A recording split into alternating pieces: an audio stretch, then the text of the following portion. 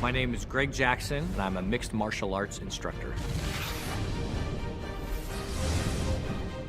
We train amateurs, professionals, and lots of different organizations, but yeah, there's I don't know how many we've got, 20, 25 maybe in the UFC, something like that. It's a crazy number. Definitely the biggest camp in the UFC, for sure.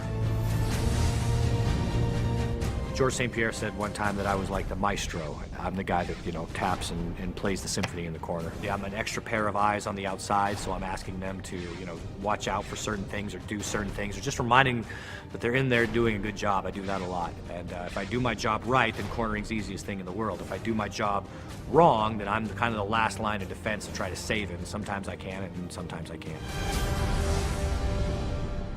Well, a decision tree can be looked at either microly or macroly, and macro is a lot easier to understand. Macroly, you can say, do I want to throw a left punch or a right punch? That's called a cluster. Well, imagine if you could do certain movement patterns to make that fight predictable. So say, I am going to move in a place where all he can do is hit me with this right hand.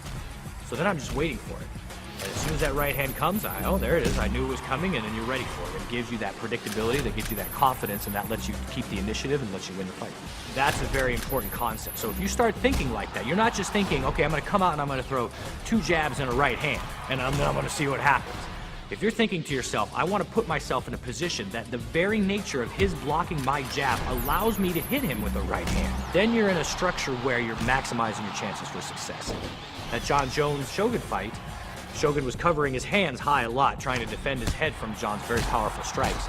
So at one point, John, understanding that, had a decision to either throw a left hook at his head, which was then blocked, or throw it at his liver. So he stepped in and was able to really do some serious damage to the liver because he had done so many shots to the head. That set up predictability in the system, and that's a lot of what clustering is it makes fighting predictable. Having that in mind, all you're doing is clustering over and over and over. You're just putting yourself in these positions where no matter what they do, they're going to get nailed. The process is the only thing that I own. I don't own that victory. Like, the victory is theirs, but the process is mine and the fighters together. Like, we share that. Every day we share that. So when we win, I'm happy for about a minute and a half, and then I just want to do it again. UFC Undisputed 3, your move.